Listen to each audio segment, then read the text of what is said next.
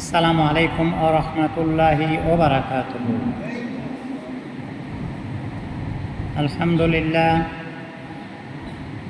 আলহামদুলিল্লাহ নাহমাদুহু ওয়া নাস্তাঈনুহু ওয়া নাস্তাগফিরুহু ওয়া নু'মিনু বিহি ওয়া নাতাওয়াক্কালু আলাইহি ওয়া নাউযু বিল্লাহি মিন শুরুরি আনফুসিনা ওয়া মিন সাইয়্যাতি আ'মালিনা। মান ইয়াহদিহিল্লাহু ফালা মুদিল্লা লাহু ওয়া মান ইউদ্লিলহু ফালা হাদিয়া লাহু। ونشهد أن لا إله إلا الله وحده لا شريك له ونشهد أن محمدًا عبده ورسوله الذي أرسله بالحق بشيرًا ونذيرًا وداعيًا إلى الله بإذنه وسراجًا منيرًا. وقد قال الله تعالى في كلامه المجيد الفرقانه الحميد: كل نفس ذائقة الموت. وقال رسول الله صلى الله عليه وسلم: الكيس من دار نفسه وعمل لما بعد الموت والأحمق من اتبع نفسه هواه وتمنى على الله. ما كان محمد أبا أحد من رجالكم ولكن رسول الله وخاتم النبيين وكان الله بكل شيء عليما. إن الله وملائكته يصلون على النبي يا أيها الذين آمنوا صلوا عليه وسلموا تسليما. اللهم صل على سيدنا وعلى آل سيدنا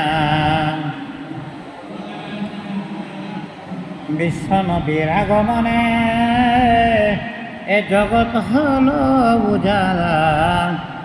এসো মুমিন পড় দরুদ মিঠাও মনের প্রেম জ্বালা। আল্লাহুম্মা সাল্লি আলা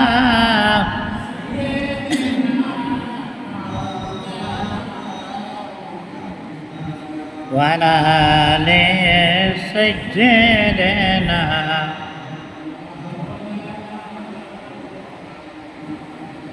সমস্ত তারিফ প্রশংসা আল্লাহ তাবারক ওয়া তাআলার জন্য, যে আল্লাহ জাল্লা জালালুহু আমাকে আপনাকে দুনিয়ার সমস্ত কাজ থেকে আলাদা করে সরকারি সাদত বিশ্ববিদ্যালয় জামি মসজিদে বরাবরের মতো জুমার নামাজ আদায়ের নিমিত্তে ইন্তজার করার তৌফিক দান করেছেন। সেই মহান রব্বুল আলামিনের দরগাহে বেইনতি শুকরিয়া আলহামদুলিল্লাহ। আমি আউটরো কর্নারে কথাবার্তা না বলে গত জুম্মাতে যে বিষয়বস্তুকে নিয়ে আপনাদের সামনে কথাবার্তা বলার চেষ্টা করেছিলাম, এর উপরে আবারও আমি আপনাদের সামনে কিছু কথাবার্তা বলার ক্ষুদ্র প্রয়াস চালাচ্ছি। আমি বলেছিলাম, মুর্দার ব্যক্তি যখন মারা যায় তার আত্মীয় স্বজনরা কান্নায় ব্যস্ত থাকে। কান্নাকাটি করা কতটুকু বৈধ বা অবৈধ এর উপর কথাবার্তা বলেছি, আর সামনে যাবার দরকার নেই। লাশ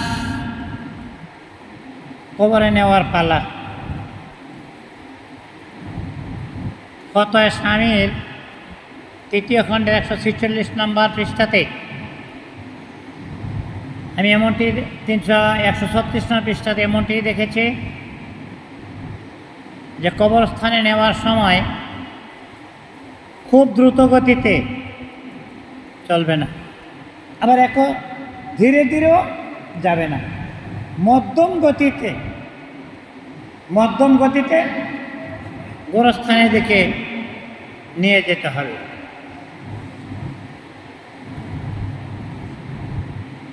মাইয়েতের যেখানে তার মৃত্যু হয়েছে তার নিকটস্থ গোরস্থান, নিকটবর্তী গোরস্থানে দাফন দেওয়ার জন্য বলা হয়েছে। ফতোয়া শামীর 3 খণ্ডের 146 নম্বর পৃষ্ঠাতে এমনটি বলা হয়েছে, শরঈ কোনো ওজর ছাড়া দাফনের জন্য দূরে নেওয়া নিষেধ। অর্থাৎ শরীয়ত সম্মত কোনো ওজর যদি না থাকে তাহলে ধরে নেওয়ার দরকার নাই।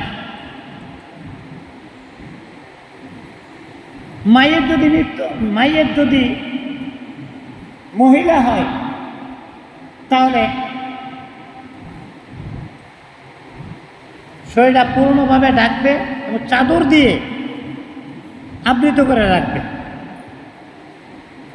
এবং এই চাদর আবৃত অবস্থায় তাকে কবরে নামাতে চেষ্টা করবে, যাতে করে তার কোনো অঙ্গ প্রত্যঙ্গ অন্য দেখতে না পারে, দৃষ্টিগোচর না পারে। খাতুনে জান্নাত ফাতেমাতুজ জোহরা রাদিয়াল্লাহু তাআলা আনহা ওসিয়ত করেছেন, আমার ইন্তেকালের পরে আমাকে এইরকমভাবে চাদরে রাখবে। আমি কত লম্বা ছিলাম, আমার স্বাস্থ্য কেমন ছিল, কেউ যেন তা দেখে অনুমান করতে না পারে। সেই জন্য কবরে যখন নামাবে চাদর আবৃত করে রাখবে এবং এই অবস্থায় তাকে নামাবে।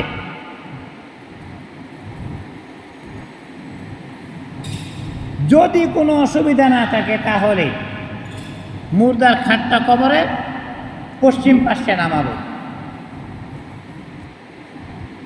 এবং সেখান থেকেই কবরে নামানোর কথা বলা হয়েছে।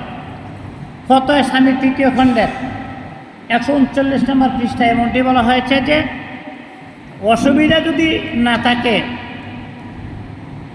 অসুবিধা থাকলে খাটিয়া যে কোনো দিকে রাখতে পারে, কিন্তু তবে যদি সম্ভব হয় তাহলে পশ্চিম দিকে খাটিয়াটা রাখাই উত্তম বলে বলা হয়েছে। কবরে নামানোর সময় আমরা এই দোয়াটা হয়তো বা অনেকেই পারি, জানি। কি পড়বে? বিসমিল্লাহি ওয়ালা মিল্লাতে রাসূলিল্লাহ, বিসমিল্লাহি ওয়ালা মিল্লাতে রাসূল। আজীবন রাসূলের মিল্লাতের কোনো কাজ করলাম না, যদি মিল্লাতে রাসূলের কথা করে দেওয়া হয়, আমল নামা যদি আমার ভালো না থাকে তো আমার চেহারাটা অন্যদিকে ঘুরিয়ে দেওয়া। রাখলাম ঠিকই, মিনহা খালাকনাকুম, মাটি দেওয়ার সময় আমরা এই দোয়াটা অনেক সময় পড়ি, মিনহা খালাকনাকুম ওয়া ফিহা নুঈদুকুম ওয়া মিনহা নুখরিজুকুম তারাতান। তাহলে কবরে নামানোর পর আমি এই দোয়ার বিসমিল্লাহি ওয়ালা মিল্লাতে রাসূলিল্লাহ এবং লাশটা ডান কাতে রাখার জন্য বলো, কলমাইয়া তৈয়ব को बरकसर को रखो ना दोसे, কলমাইয়া তৈয়ব को बरकसर को रखो ना दोसे। আমরা যখন রাতে ঘুমাই আমরা চেষ্টা করব ডান কাতে ঘুমাইতে, কেবলা রুখয়া ঘুমাইতে। এইটারই বহিঃপ্রকাশ হয়ে যাবে যে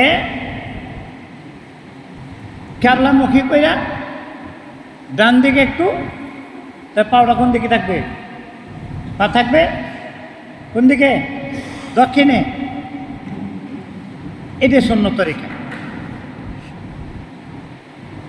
এবং এটা দলিল মুতাবার কিতাবের মধ্যে রয়েছে। আবু দাউদ শরীফের মধ্যে এটা আসছে, দুরুল মুখতার নামক ফতোয়ার কিতাবে আসছে, ইমদাদুল ফতোয়াতে আসছে এবং আহকামে মাইয়াতে 236 পৃষ্ঠাতেও আমি এটা দেখেছি।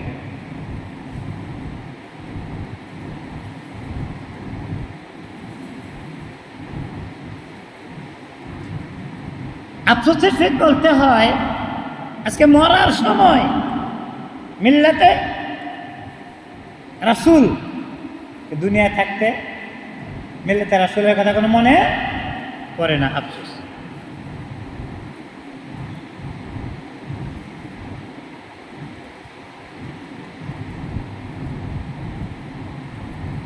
তাহলে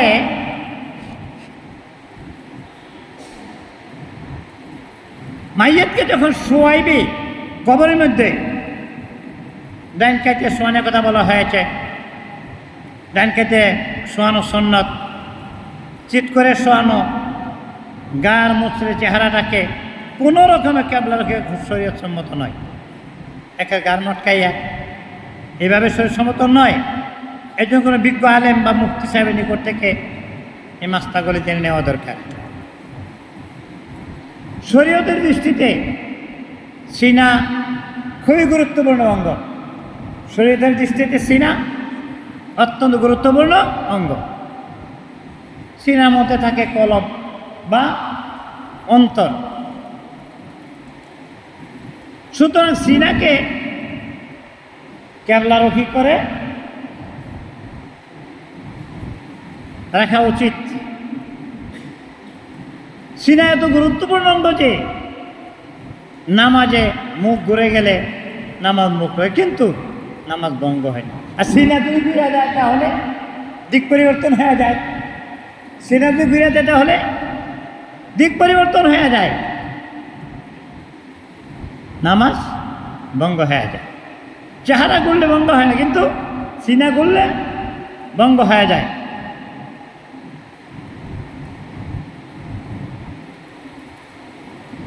কথা আলমগীরের মধ্যে এই জন্য কথাটা আসছে যে আসমানের দিকে রেখে চিৎ করে শুয়ে দাফন করা যে তরিকাটা, এটা বোঝাটা অবসান হওয়া উচিত। যারা দাফন কার্যে অংশগ্রহণ করবে, সম্ভব হলে তারা মৃত্যু ব্যক্তির মাথার দিকে ডান হাতে 3 বার মাটি দিবে। প্রথমবার মাটিটি দেওয়ার সময় মিনহা খালাকনাকুম, মিনহা খালাকনাকুম, দ্বিতীয়বার মাটি দিবে। আমরা যদি একবারে 3টা দোয়া পড়ে হলাই, মিনহা খালাকনাকুম ওয়া ফিহা নুঈদুকুম ওয়া মিনহা নুখরিজুকুম তারাতান উখরা, না। আহকামে মাইয়াতের 89 নম্বর পৃষ্ঠায় কথা এরকমভাবে আসছে যে প্রথম মাটি দেওয়ার সময় মিনহা খালাকনাকুম, দ্বিতীয়বার দেওয়ার সময় ওয়া ফিহা নুঈদুকুম, তৃতীয়বার ওয়া মিনহা নুখরিজুকুম তারাতান উখরা, এভাবে বলা হয়েছে। এটা আহকামে মাইয়াতের 89 নম্বর পৃষ্ঠাতে এই কথাটি এরকমভাবে আসছে। আর একটা আমলের কথা বলা হয়েছে। দাফন কার্য শেষে মৃত্যু ব্যক্তির মাথার নিকট সূরা বাকারা প্রথম থেকে মুফলিহুন পর্যন্ত, আবার পায়ের নিকট দাঁড়িয়ে ওই সূরার শেষ পর্যন্ত, ওই যে আমানা রাসূলু বিমা উনজিলা ইলাইহি মির রাব্বিল মুমিনুন, এখান থেকে একেবারে শেষ পর্যন্ত এটা পড়ার কথা বলা হয়েছে। এটা দলিল হচ্ছে বাইহাকী শরীফের হাদিসের 7068 নম্বর হাদিস এবং ইমদাদুল মুত্তাকিনের 447 হাদিস এরকমটি আসছে। সম্ভব হইলে বেশি আপনজনেরা দাফনের পর কবরের পাশে আরও ঘণ্টাখানেক অবস্থান করে দোয়া করবে, আরও দোয়া করবে। মুনকির নকির তোমরা জানি, মুনকির নকির 2 ফেরেশতা আসবে সওয়াল জবাবের জন্য।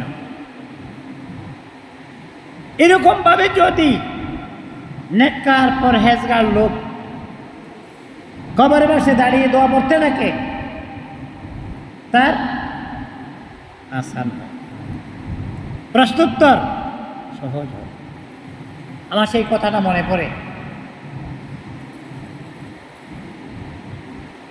খাদিজাতুল কুবরা রাদিয়াল্লাহু তাআলা আনহা, যে মহিলার কথা শ্রদ্ধা করে স্মরণ করতে হয়, যার অবদান আল্লাহর হাবিবের জীবনে কতটুকু স্থান ঘিরে আছে আল্লাহ ভালো জানেন। আমি ব্যক্তিগতভাবে বলি, খাদিজাতুল কুবরা রাদিয়াল্লাহু তাআলা আনহার মতো এই মহিষী মহিলা যদি আল্লাহর হাবিবের জীবনে না থাকতো তাহলে ইতিহাসটা অন্যভাবে রচিত হতো। বউ ভালো দুনিয়া বেহেশত, বউ খারাপ দুনিয়া দুজক।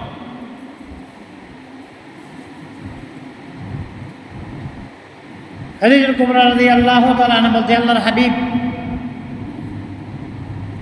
জানি না কোন দিন না যেন হায়াতের দুনিয়া শেষ হয়ে যায়, আপনাকে দুটা কথা বলতে মনে চায়, শুনবেন কি? বলো।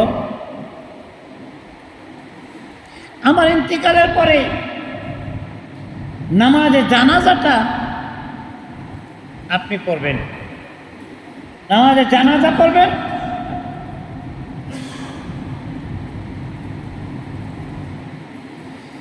মহব্বতের সন্তান যদি আব্বা আম্মার জন্য হাত উঠায়, মার বাবার জন্য হাত উঠায়, আর তৃতীয় এক ব্যক্তি যদি তার মার জন্য হাতের, অনেক পার্থক্য, অনেক পার্থক্য, যেটা বর্ণনা করে শেষ করা যাবে না। আমার বাবার লাশটা যখন আমার সামনে ছিল, আমি তার নামাজে জানাজা যখন করেছি, আমার মন কি বলছে আমি তোর কোথায় ছিলাম জানি না, কতটুকু জানি, আল্লাহ তুমি আমার বাবাকে করে দাও। যে মা আর বাবা তার দোয়ার জন্য আমি অদমকে মাদ্রাসায় পাঠিয়েছিলেন, আমি মাদ্রাসায় পড়বই না, কিন্তু তখন বুঝেছি মা আর বাবা কেন যে এই মাদ্রাসায় পাঠালেন। এই জন্য নিজের সন্তান যদি মা বাবার জন্য হাত উঠায়, সরাসরি কবুল।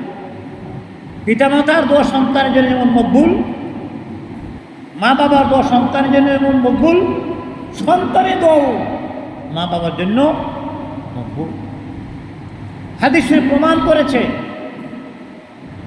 জামাত আল ইনসান ইনকাতা আমালুহু, মানুষ যখন মরে যায় আমলের দরজা বন্ধ হয়ে যায়। তিনটা জিনিস থাকে যার মাধ্যমে আমলটা চালু থাকে। ওয়ালাদুন সালিহ, নেক সন্তান, তার মধ্যে ওয়ালাদুন সালিহ, নেক সন্তান। খাতুনে খাদিজাতুল কুবরা রাদিয়াল্লাহু তাআলা বলতে, আল্লাহর হাবিব আপনি আমার জন্য জানাজার নামাজ আপনি পড়বেন, ঠিক আছে। আপনার জামা আমার কাপড় হিসাবে ব্যবহৃত হবে, আল্লাহ হাবিব সেটাও স্বীকার করলেন। মুনকির নকিরের সওয়াল জবাব এটা আমি দিতে পারবো, সওয়ালের জবাব আমি দিতে পারবো না। আমার হয়ে আপনি মুনকির নকিরের সওয়ালের ব্যবস্থাপনা করে দিলেন। আল্লাহর হাবিব তাও স্বীকার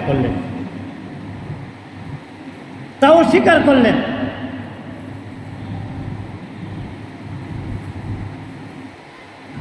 খাতুনে জান্নাতকে কবরে নামানো হলো। আল্লাহর হাবিব দাঁড়িয়েছেন, আল্লাহ সব কিছু জানেন।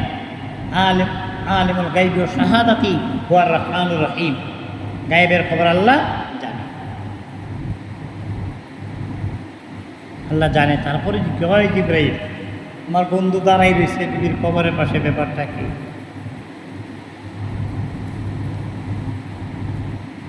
আল্লাহর হাবিব বলতেছে, আমি ওয়াদায় আবদ্ধ। খাদিজার সওয়াল জবাবের দায়িত্ব আমি নিয়েছিলাম। আল্লাহ জানাই দিলেন, আমার বন্ধুকে বলো আমি তার সওয়াল জবাবের ব্যবস্থা আমি আল্লাহ নিজেই করে ফেলেছি, আমার বন্ধুকে আর দাঁড়াতে হবে না। এই জন্য বলা হয় মাইয়াতকে দাফনের পরে সম্ভব হলে, কিন্তু বলছি করতে হবে তা কিন্তু নয়, যেহেতু আমলটা মুস্তাহাব, এই জন্য বলছি আপনজনেরা দাফনের পর কবরের পাশে কিছু সময় অবস্থান করবে এবং মায়েদের জন্য দোয়া করবে। এই যতক্ষণ লাশটা নিকটে থাকে মনটা নরম থাকে।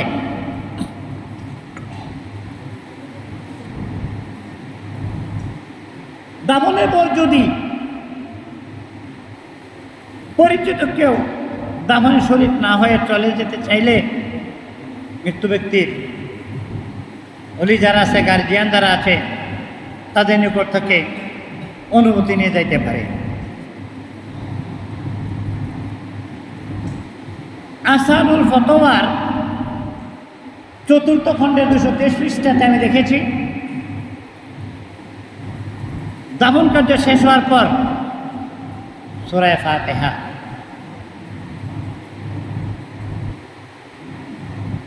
যে সূরা ফাতিহা তামাম কোরআন কারীম ফুরকানে হামিদের 60 মনি মজ্জা মগজ,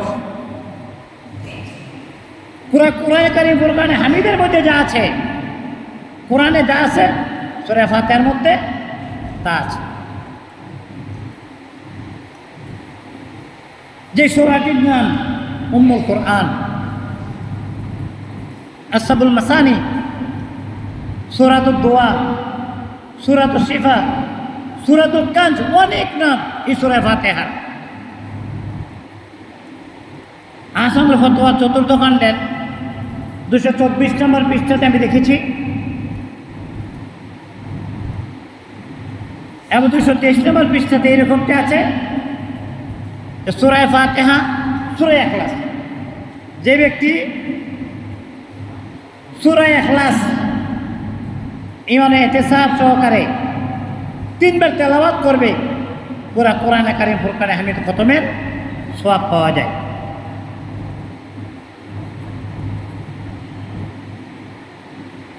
এরপরে দুরূদ শরীফ তেলাওয়াত করে মাইটের জন্য দোয়া করা যেতে পারে।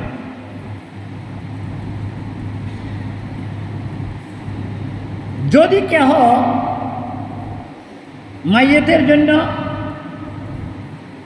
জানাজা পর্যন্ত শরীক হইল, জানাজায় শরীক হইল, 1 কিরাত সওয়াব।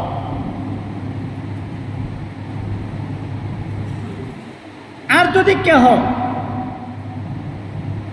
দাফন সমাপন করে দোয়া করে আসলো, 2 কিরাত। সাহাবারা জিজ্ঞেস করলেন, হে আল্লাহর হাবিব, 1 আর 2 কিরাতের কথা, যে কিরাতের কথা যে বললেন, পার্থক্য কি? 1 কিরাত হলো উহুদ পাহাড়ের সমান সওয়াব, আল্লাহ তাবারক ওয়া তাআলা বান্দার নামায় আমলে দেয়া দিবে।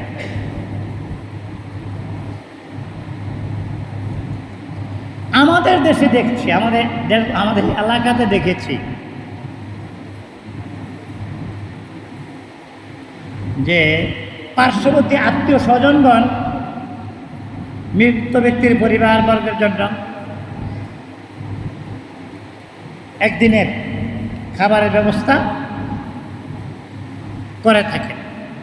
কেননা বাড়িতে মাইয়ের শোকে বিহব্বল, তা তো পাকশাক করতে পারবে না। এই দুঃখ ব্যথা বেদনার খান মাইয়েদের আত্মীয়দের খাবার পাকানো, রান্না করা, তা খাওয়ার দিকে খেয়াল থাকে না। আজিজুল ফতোয়া 324 নম্বর পৃষ্ঠায় আমি দেখেছি,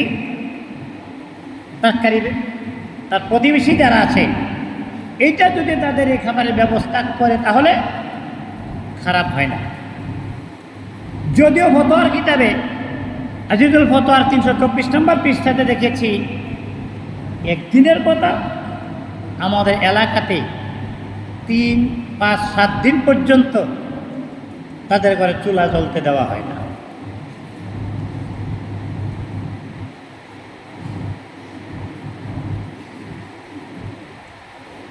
আবারও পিছনের ছোট্ট একটা কথার দিকে আমার মনে পড়ল, মাইয়েতের জন্য কান্নাকাটি তো না করলেও চলেই আসে। যেমনটি বলেছিলাম, আল্লাহর হাবিব বলছে, আমি কাঁদি না, আমার মন কাঁদে। সবরের পরিপন্থী কোনো কাজ করা যাবে না। কোনো কাজ থেকে মানে সবরের পরিবর্তে কোনো কাজ যদি হইতে দেখা যায়, তার থেকে তাদের প্রকাশ না পায়, এদিকে লক্ষ্য রাখার জন্য বলা হয়েছে। যেমন বড় বড় আওয়াজে চিল্লাচিল্লি করে কান্দাকাটি করা, পরনের কাপড় ছিঁড়ে ফেলা, বুক চাপড়ানো, জাহিলি যুগের মতো মুখে উচ্চারণ করা, অবশ্যই এর থেকে বিরত থাকার জন্য আল্লাহর হাবিব নিষেধ করেছেন। হ্যাঁ, অনেক ক্ষেত্রের কারণে মাইয়্যিতকে আযাব ভোগ করতে হবে এমনটিও বলা হয়েছে। এটা আমার কথা না, বুখারী শরীফের 6294 পৃষ্ঠার হাদিস এবং তিরমিজি শরীফের 994 নম্বর হাদিসে এমনটি বলা হয়েছে।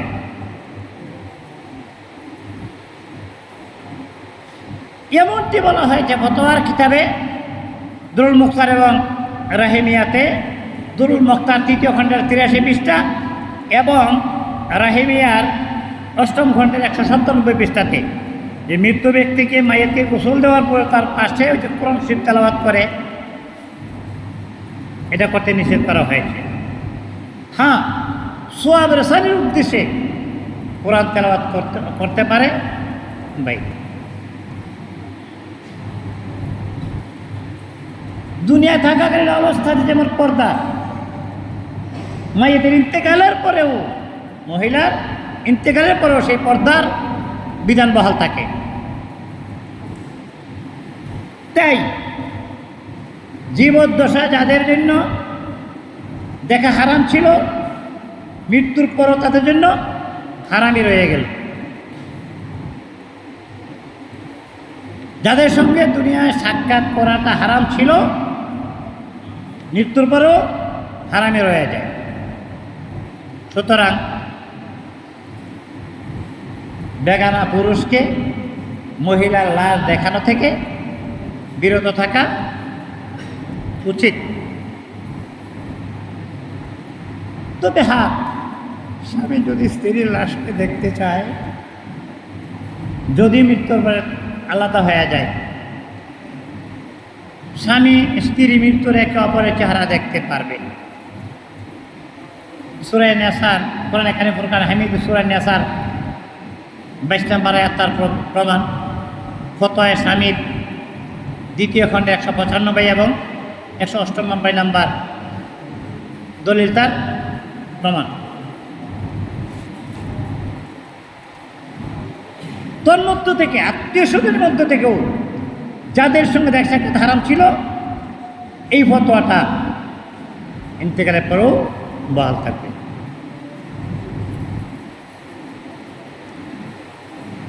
ইদানিং তো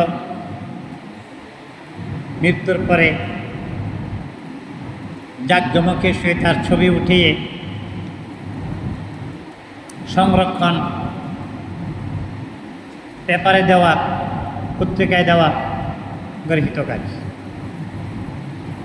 আহসানুল ফতোয়া 4th খণ্ডের 219 নম্বর পৃষ্ঠাতে এমনটি বলা হয়েছে। বিদায় থেকে বিরত থাকা উচিত। ইন্তেকালের পরে মৃত্যু ব্যক্তির পশম, গোঁফ, নখ কাটতে নিষেধ করেছে। এমনিভাবে তার চুলদাড়ি আশ্রয়ের কথাও নিষেধ করেছেন। দুরুল মুখতার 2য় খণ্ডের 198 পৃষ্ঠাতে এমনটি বলা হয়েছে। যদিও আমাদের সমাজে অনেকে মৃত্যু ব্যক্তির নাভির নিচের পশম কাটাকে সুন্নাত বলে মনে করেন, তাদের ধারণাটা এই ফতোয়া অনুযায়ী, আমার কথা নয়, দুরুল মুখতারের 2য় খণ্ডের 198 নম্বর বয়ান অনুযায়ী নিষেধ।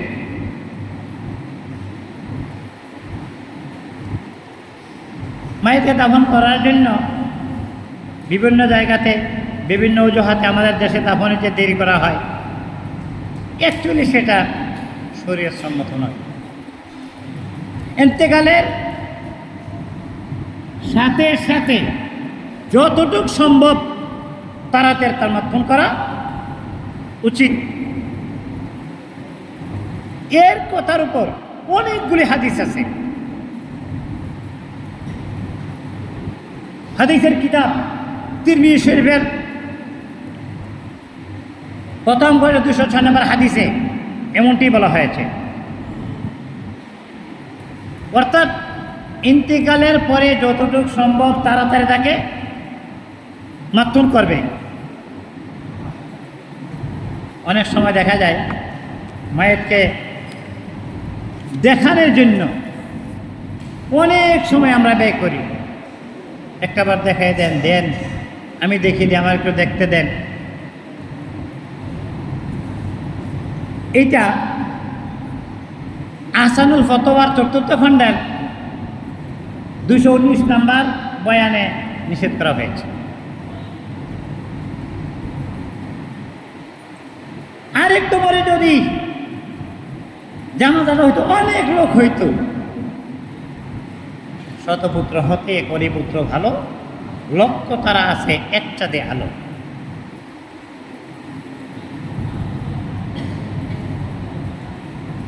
আমি একটা কত ভালো মানুষ, ইন্তেকালের পরে জানা যাবে।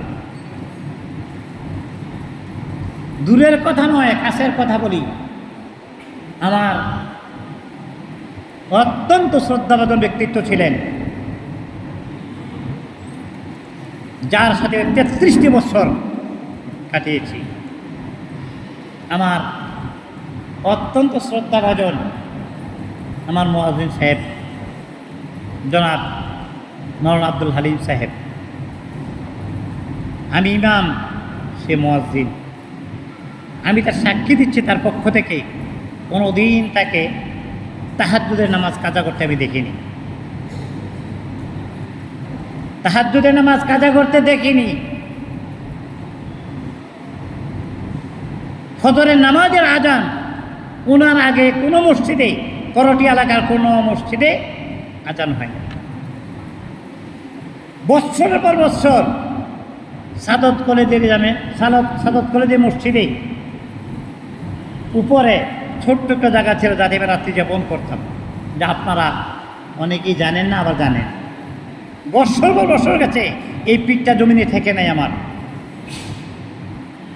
লাঠ আর লাঠিটা হাতে তাকিয়ে যখন আসতেন, তাহাজ্জুদের নামাজ পড়ে কোন তেলাওয়াত করতেন, তারপরে তিনি ফজরের আজান দিতেন।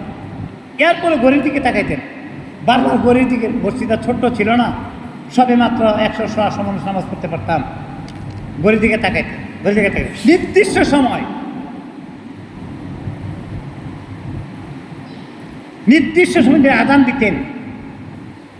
আমি মনে মনে ভাবতাম, কি সতর্ক। আমার ওই কথাটা মনে পড়ে, আল্লাহ তাবারক ওয়া তাআলার ইরশাদ, ইন্না সালাতা কানাত আলাল মুমিনিনা কিতাবাম মাওকুতা। নিশ্চয়ই নামাজের জন্য একটা সময়কে নির্দিষ্ট করা হয়েছে। নামাজের জন্য সময় নির্দিষ্ট করা হয়েছে। নামাজের মসলায় দাঁড়িয়েছি, সাথে অধ্যক্ষ স্যার আসছেন, ইনি ঘড়ির দিকে তাকাই দিচ্ছেন, ঘড়ির দিকে তাকাই দিচ্ছেন। আমি তো প্রিন্সিপালের নামাজ পড়ি না, আমি তো প্রিন্সিপালের দায়িত্ব পালন করি না, আল্লাহর দেওয়া দায়িত্ব পালন করি। ওনার নামাজে জানা যায় মাইকিং হয়েছে, সেটা আমার জানা নাই। আর করটিয়ার জমিনে এত বড় জানাজা হয়েছে তৎকালীন সময়ে, এইটাও আমার জানা নাই। এই সাদত কলেজ, এই মাঠে 7 কাতার হয়েছে, ওনার নামাজে জানা যায়।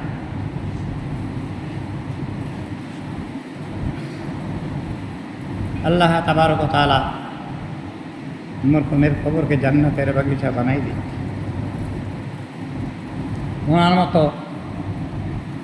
ওনার মতো মুয়াজ্জিন যদি আমার জীবনে না পাইতাম, তাহলে হয়তোবা অনেক আগে আমাকে এখান থেকে বিদায় নিতে হতো। কেন বলছি কথাটা? মাগরিবের নামাজ পড়েছি এই কলেজ মসজিদে।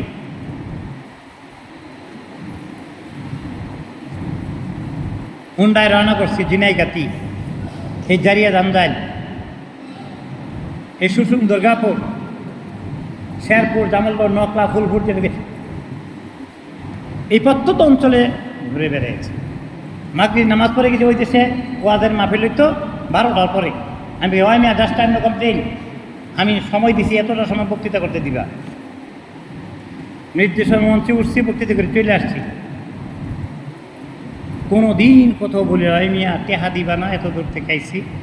মধুপুরের ঘরের ভিতর দিয়ে যখন আসছি তখন রাত 3:30 4টা এরকম বাজে। কিন্তু কোনো দিন ওনাকে দীর্ঘ ছুটি নিতেও দেখি নাই। একবার ইনি সার্টিফিকেটের জন্য নোয়াখালী গিয়েছিলেন, ইনি ফাজেল পাস করছেন নোয়াখালী থেকে। 3 দিনের কথা কইয়া যাইয়া যেই দিন গেছে সেই দিন রাত্রে চলে আসছে। সকালে বললো কী ব্যাপার, আমি মনে করছি আপনি খুঁজে না কাজ শেষ হয়েছে চলে আসছে। কি দায়িত্বশীল ছিল। দোয়া চাইতে হয় না, দোয়ার কাজ করতে হয়। দোয়া চাইতে হয় না, দোয়ার কাজ করতে হয়। অন্তরস্থল থেকে তার জন্য এমনি দোয়া চলে আসে।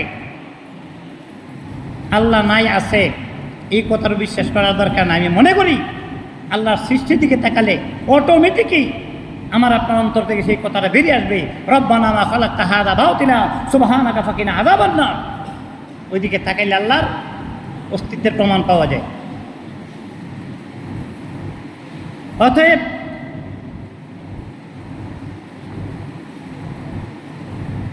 অনেক সময় অনেকে মাইয়িতকে দাফন করানোর জন্য ওসিয়ত করে যায়। এই ওসিয়তটা আমারও আছে।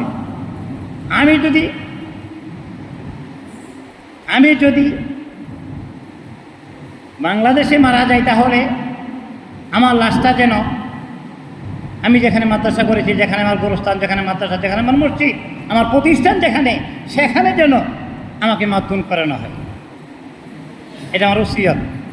আর যদি দেশের বাইরে হয় জানি না, হইতে হতে পারে, যেহেতু ছেলেপেলেরা দেশে থাকে না, আর দীর্ঘ সময় মক্কা মদিনা থাকাই আমার নিয়ত বেশি।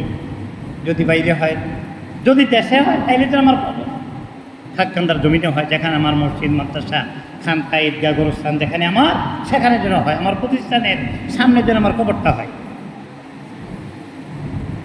সবার প্রতি আমার স্বনির্বন্ধ নিবেদন, যেতে তো হবেই, যাওয়ার আগে যেন আমরা আল্লাহ তাবারক ওয়া তাআলার মাহবুব বলে যেতে পারি। ওই কবিতার শ্লোকটা আমার মনে পড়ে, যেদিন তুমি এসেছিলে ভাবে হেসেছিল শেষে, আর হেসে কেঁদেছিল তুমি আর হেসেছিল সবেই। এমন জীবন কররে গঠন, মরিলেহা শিবে তুমি কাঁদিবে ভুবন, মরিলেহা শিবে তুমি কাঁদিবে ভুবন। আসসালামু আলাইকুম ওয়া রাহমাতুল্লাহি ওয়া বারাকাতুহু।